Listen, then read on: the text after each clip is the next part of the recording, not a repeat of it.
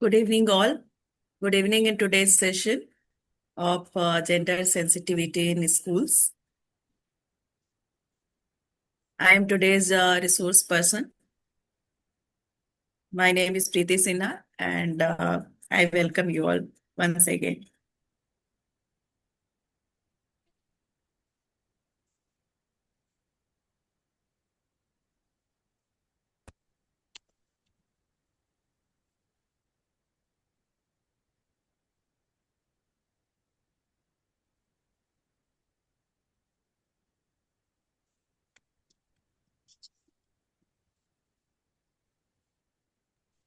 You can start, Preeti ma'am.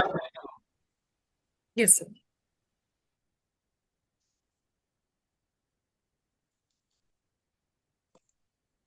I am currently working as a TGT Social Science at Allen House Public School, Basundhara, Ghaziabad. It is in Uttar Pradesh. And I completed my post-graduation in economics from Ranchi University. And I was honored with the University Gold Medal in year 2000, presented by the Honorable Prime Minister Sri Atal Bihari Vajpayee. Over the years, I have received several felicitations for my teaching, which have encouraged me to continuously grow as an educator and contribute to the meaningful learning experiences. And now today, it is a pleasure to be here today to discuss an important topic, and I am very thankful to our trainer Ravikant sir. And today's topic is gender sensitivity in schools and how we as teachers can make our classrooms more inclusive and equitable.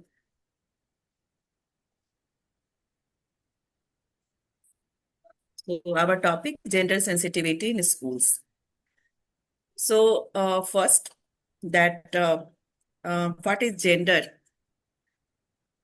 Can anyone tell what is the difference between gender and sex and how these two things are different? Two words, it's their meanings are different. Anyone?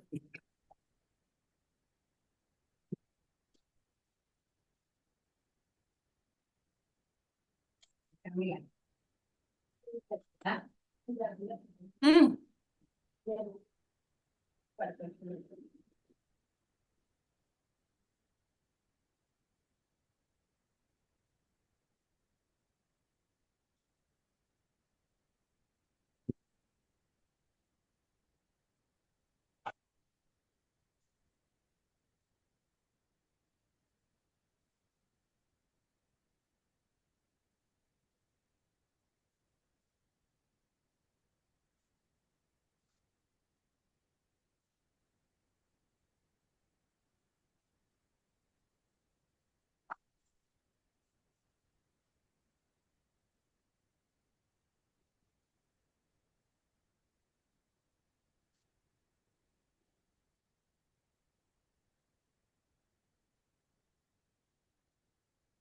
Uh,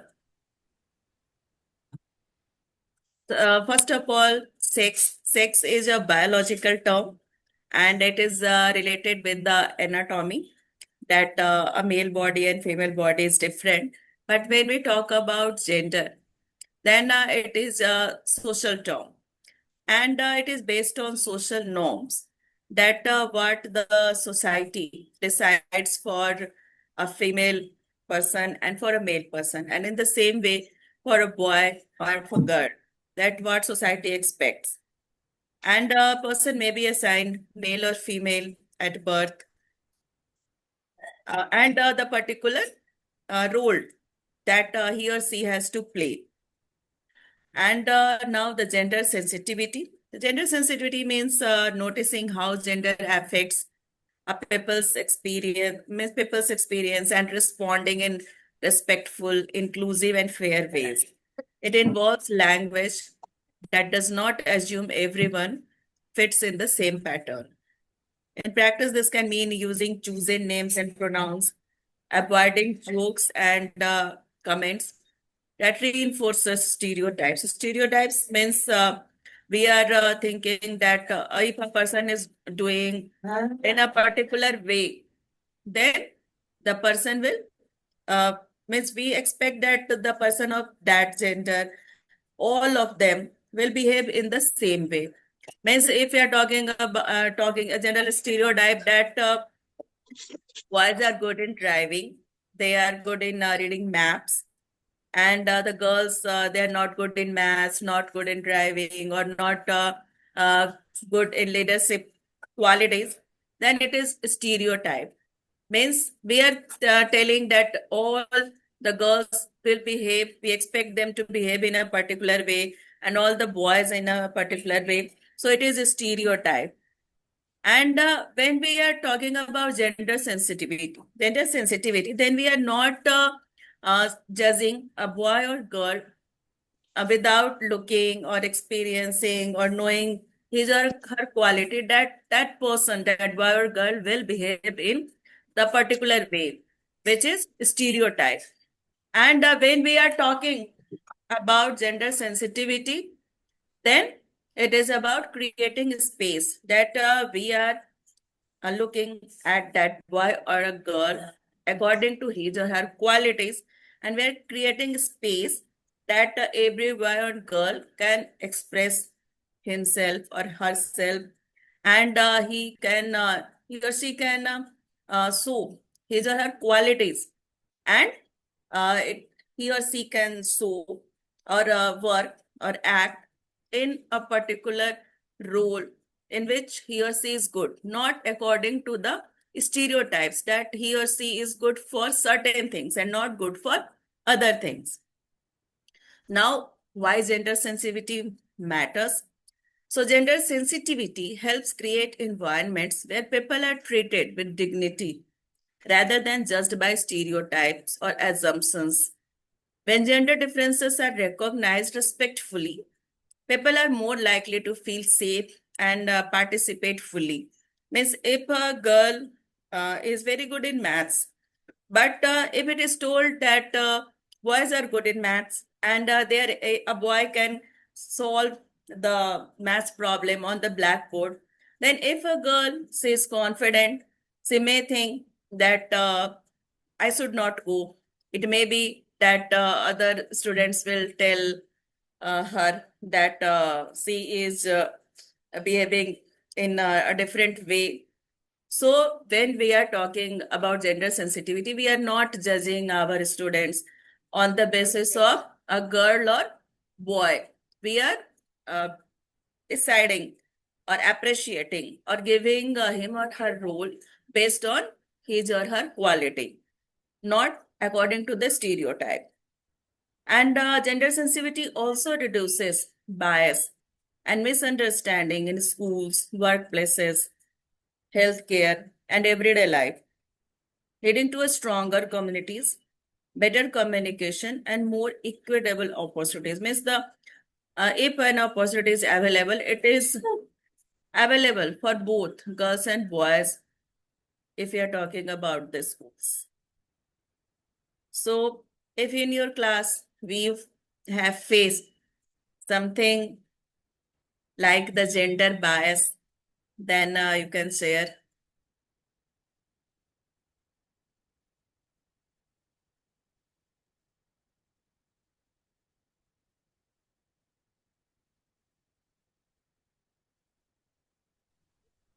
Namaste, ma'am. Yes, ma'am, please share. Ma'am, I would like to share one thing regarding the same. Although I'm teaching kindergarten, but some of my students have gone to class second or third. Now, one of the parents, they have called me recently and they have raised one issue. There are the teacher in senior classes. Whenever boys are not doing the homework, they are giving a slap to the boys or they are scolding them very badly. But when the girl says, ma'am, homework is not done, they say, no worries, beta, you can do it tomorrow. So can it be considered as a gender bias? Yes, it is a gender bias. We should treat both the boys and girls in same way. Any other incidents where you feel that there is gender bias?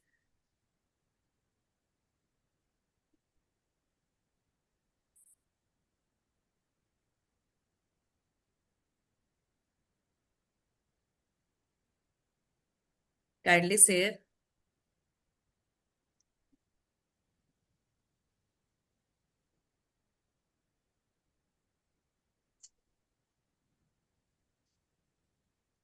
Okay, other common gender stereotypes in school. First is boys are strong. Boys are often expected to lead, compete, and hide emotion, and it leaves little room for sensitivity or vulnerability. We also tell that boys don't cry, means they should not express their emotions. And the next is the girls are caring. Boys also can be caring. Girls are often seen as naturally nurturing, quiet, and obedient, limiting confidence in leadership and STEM. STEM in science, technology, engineering, and mathematics. We do STEM activities in the schools. Means these are integrated and we can do anything, any activity which are related to them. And next is subjects have genders. The myth that science is for boys and arts are for girls, narrow career goals, and stifles potential. Uh, Earlier, we don't have the female doctors for treating girls and females. And when a female person, it may be a girl, a lady, was sick, they were not going to the doctors because the doctor normally they were male earlier. And after that, government reserved seats for girls in medical exams.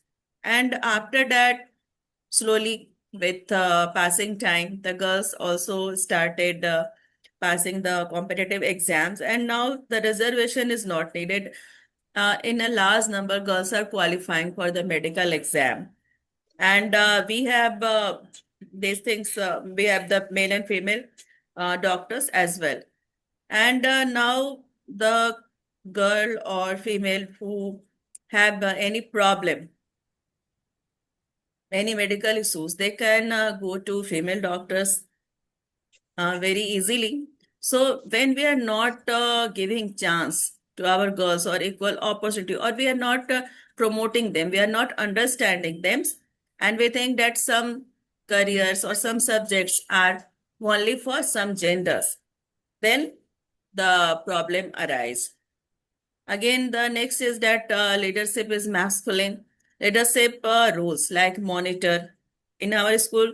So we do that. There should be, it is compulsory that there will be a boy monitor and a girl monitor. Means the leadership doesn't have any gender specific roles that monitor can be a boy only or monitor can be a girl only. There are two monitors in every class, one boy and one girl, and they can decide that if a teacher is not a teacher has not come to the class, then one can be in the class and another monitor will go and call the teacher, or he or she will inform the coordinator. It doesn't mean that only boy will stay or the girls will stay. Means the leadership role should be changing, rotating. Means the girls or boys, girls should not think that they can't be a monitor because it is starting from the early ages, early time, that yes, both the roles can be played by any person who is confident to do that. And confidence as a teachers we have to develop in them. And next, debate captains. So when we have debate competition, then both girls and boys are participating. We have to give equal chance to them without thinking of gender. But we have to ensure that if there are about equal, or this should be equal number of boys and girls in our country. Now the number of girls have increased. So now the girls number of girls have increased. So in the society, about equal number of boys and girls are there. So in our class, there should be equal number of boys and girls and equal number of participation in different activities should come from both boys and girls. If we think that less girls are coming in debate competition or less boys are coming in any art and craft competition, we have to encourage them that any student, he may be boy or she may be a girl, but they have to come and they have to participate in different activities. And again, in sports captain, both. There may be a football match or cricket match. Both boys and girls teams should be there. Earlier in my school also, there were the team for boys. It may be football, it may be for cricket. Easily, the participating students were there. But in case of girls, the number which is required for making a team, it was not sufficient. And the coach or the other girls have to encourage others to that they can play. Means just to complete the number. So whenever we are looking that a gender, means a boy or a girl. 1 minute.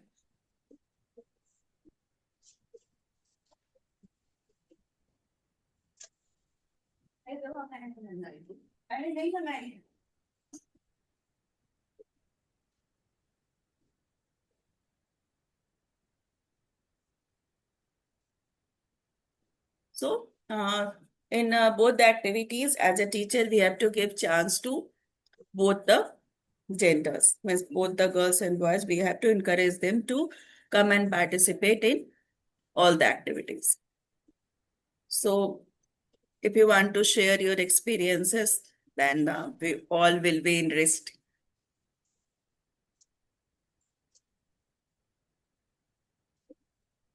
Where you think that in a particular activity or competition, less participation is coming from boys or girls, you can share that.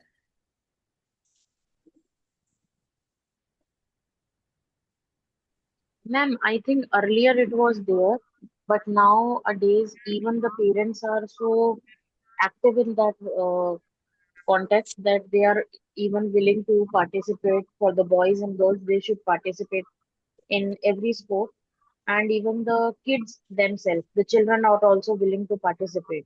So I think nowadays it's not there. Yes. In cities, we can feel that there is no any gender bias, so it is very good. But in rural areas, this problem is still existing, and we have to overcome that. Now, the gender bias in schools, recognizing the hidden patterns. First is the leadership roles assigned by gender. Boys are called more often to lead activities, answer questions, or represent the class, even unintentionally.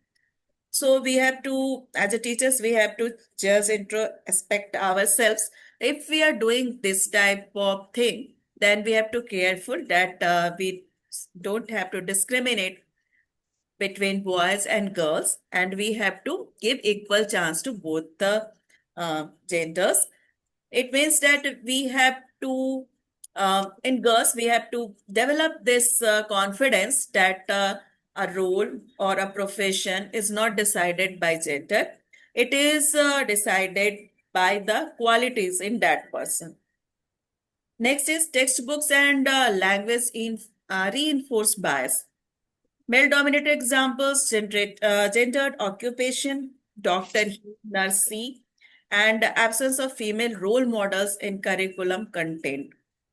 And when there's an example that when we tell that a farmer, then when we see the picture in the books or when we search, if the image of a male farmer is coming, then it will be a gender bias or a gender stereotype, because in developing countries, when the male persons from the villages are shifting to the towns or cities in search of jobs, because there are not sufficient jobs, farming jobs in the villages, normally the females are working as farmers in the fields.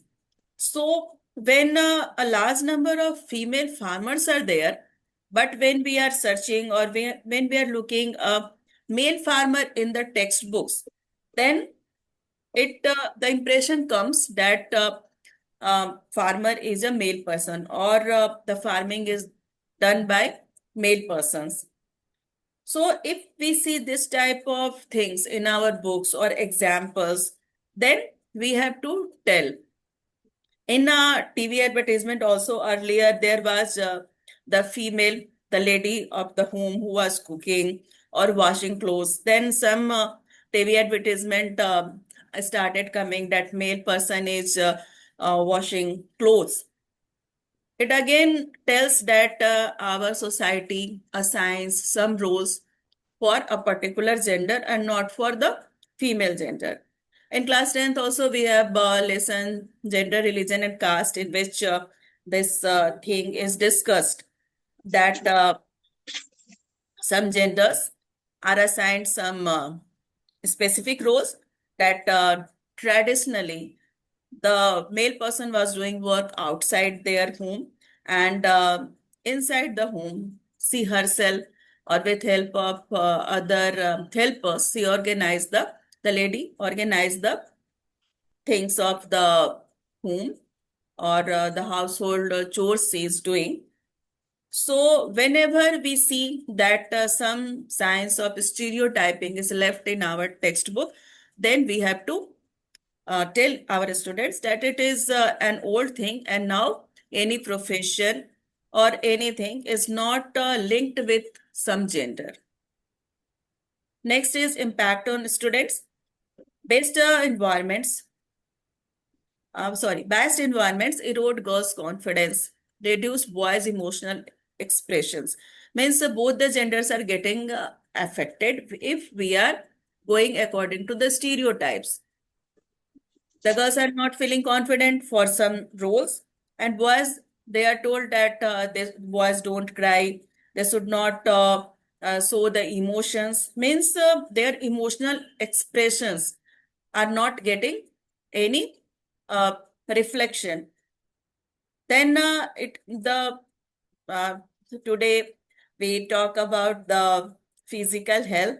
The associated thing is mental health also, that if a person doesn't expresses himself or herself, so if he is facing any struggle and is not speaking, not expressing, then it is not a sign of good mental health.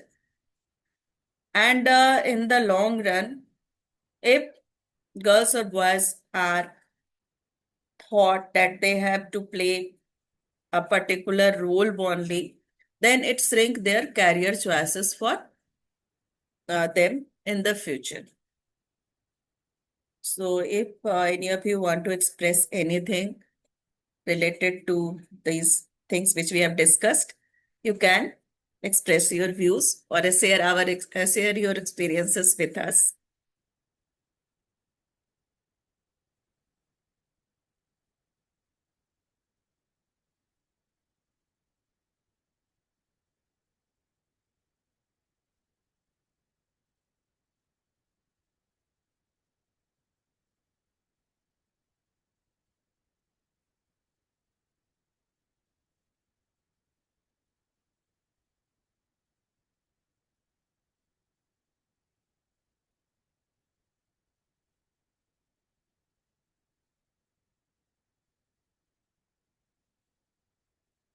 Now, next thing is creating a gender inclusive classroom.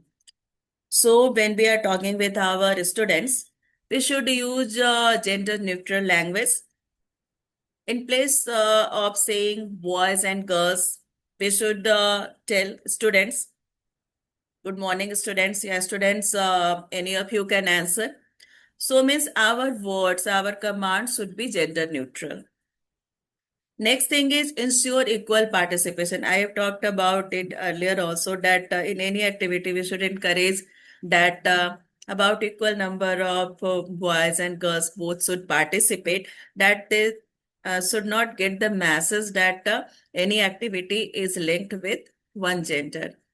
And group work and role rotation in all the activities should be done. It may be a sports activity or art and craft activity or decorating for any function. Both boys and girls should be there and they should work in a team, because in the future at the workplace, gender does not matter. And in a team, different persons are there because of their qualification, not because of their gender. So this feeling should be developed in students that gender doesn't matter, the qualities matter, the confidence matter, and the willingness to do the work matter. Any person who have abilities can develop himself or herself. Next is mixed sitting, creating balanced groups and thoughtful interaction patterns. They should not be seated separately in different rows. They should, if there is no any other type of problem, they should sit mixed in the classroom. Next thing is promote all fields equally, encourage participation in STEM activities, sports activities, and art activities. And both boys and girls should get chance. And any activity or any competition should not be the gender specific. Small changes, big impact. Inclusive classrooms are not built overnight. There will not be any miracle. We have to be careful that there should not be go any wrong message among our students, and all the students grow through consistent intentional choices in language grouping and encouragement. When we are speaking, then there should not be gender bias. In our language we still see that there is gender biasness. When we talk about man for human beings, why don't we say women if women is presenting the whole human beings? When we are telling God, then why we are not telling goddess? We say, may God bless you. Why don't we say, may goddess bless you? If God is not gender specific, then I do the thing that I don't say God or goddess. Divine is a gender neutral word. May divine bless you. Means the languages, we see that there is gender bias. They are written, developed mainly by the male dominated society, and we can easily find the words in which the male dominance is reflecting. So when we are teaching in the class, we should correct that things, that it is an old thing.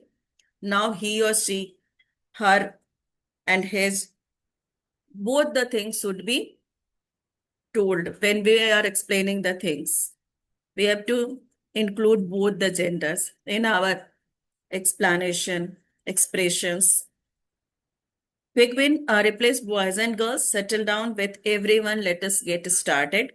It signals equality from the very first word. When we are telling students, we are not specifying them in boys and girls. Next is addressing gender-based issues and bullying. Recognize the signs. Was for exclusion, sexist jokes. If any student is telling in front of teachers, or it may be the teacher is not present and the teacher is just crossing from there, and he or she listens that any student is doing sexist jokes, then he or she has to stop that student, and in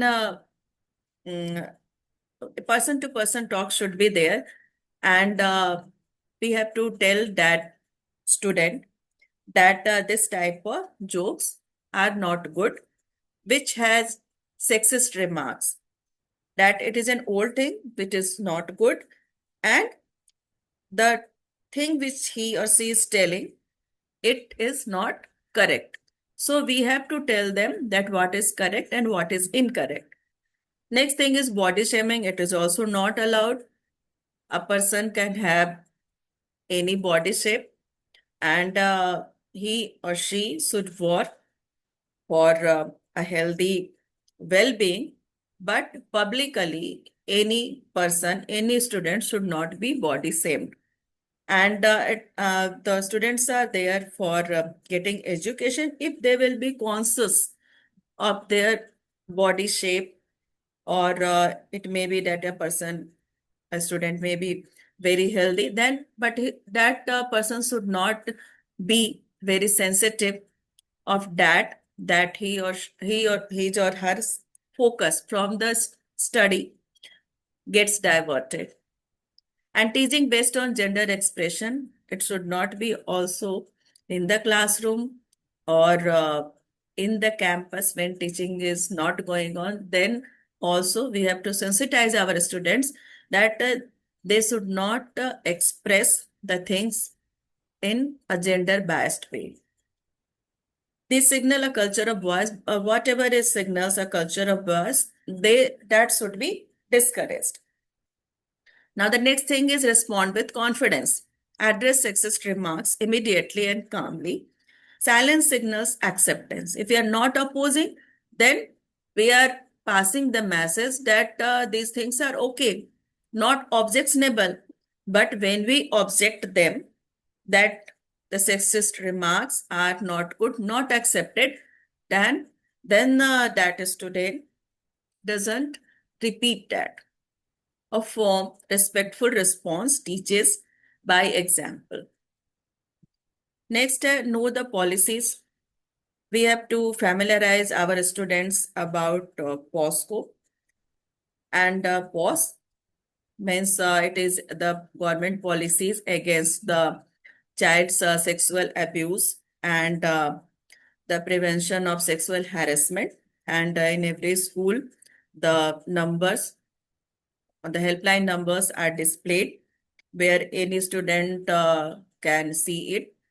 And if any person, any student, any boy or girl is facing the issues related to that, he or she can contact on those numbers. So we have to create awareness through publicly display these things and these helpline numbers in the schools, so that these things should be discouraged and come to the minimum. They are told to protect students and guide appropriate school level responses. So when we have legal things displayed, then any person who objects feel empowered that this thing which is happening around me is legally wrong. And if I oppose, then I will get the legal support also.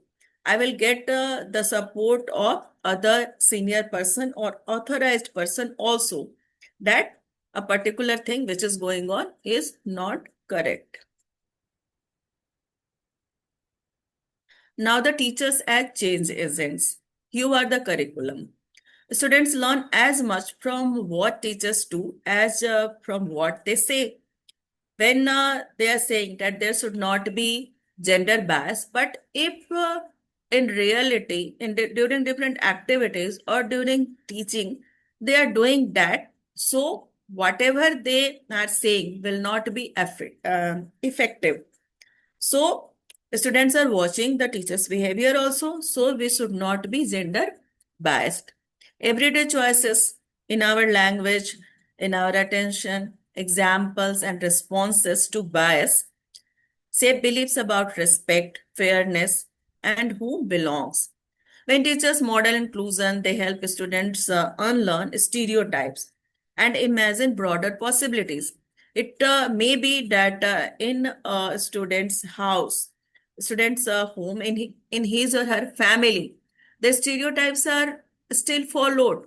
It may be that his or her parents are not doing this type of thing, but the grandparents, they may be still behaving in a stereotyped way. But when that student will feel confident that these things are not wrong, if it may be that their grandparents are doing that, but if that is wrong, they will sensitize or tell or object when such stereotype things is done in his or family also. Small actions matter. Correcting bias, sharing attention fairly, and using inclusive examples can shift classroom culture. Teachers are change agents because they challenge harmful norms early and consistently, helping build a more equitable school and society. Now, number one, model inclusive behavior. Use fair language, share airtime when students are given time to speak. Then we have to give equal chance to both boys and girls.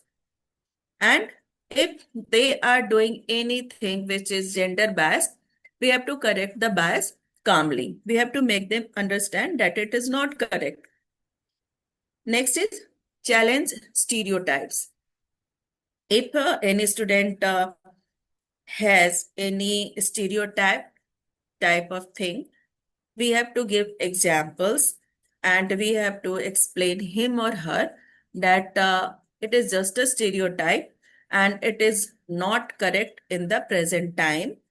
And we have to give them role models and examples, or in the class we can tell students to share their experiences from the family or from the friends where that particular stereotype is broken. And we have to break the gender norms. In my class also, a girl's mother, she is a biker, and she has posted many photographs that she is driving a bike in Leh, in a cold desert, that only boys should not have all the fun. So when we are telling such type of things to them, and they themselves are giving examples where stereotypes are breaking, then they feel confident that yes, these things are actually happening and these are not just the bookish thing. Third is prompt critical thinking. Ask questions that help students spot and question bias.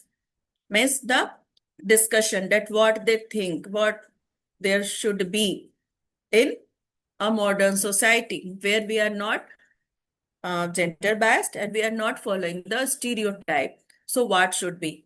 For example, the family responsibilities or the household responsibilities, they should be shared by both the genders. When we discuss these things, then our student, our future generation, they get free from the gender bias. Partner with families reinforces respect and equality with parents and community. Now the next thing is practical strategies and classroom activities. First is gender audit. That as teachers, you can review your classroom materials, language, and seating patterns. Who gets airtime? Whose stories are told? So we have to rethink, reconsider, introspect ourselves.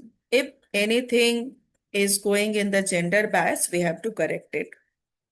Next is role play on stereotypes. Students swap roles and explore gender expectations firsthand. This is related to building empathy through lived experiences. When if there is a joint family and the father returns from his workplace, then it is expected that someone will give him water, some snacks, some refreshment. But if a lady is returning from the workplace, why she is not getting the same type of treatment? She is also tired. Then why she is expected that she will go in the kitchen and start cooking from the family members? If it is going on in the family, it is a stereotype.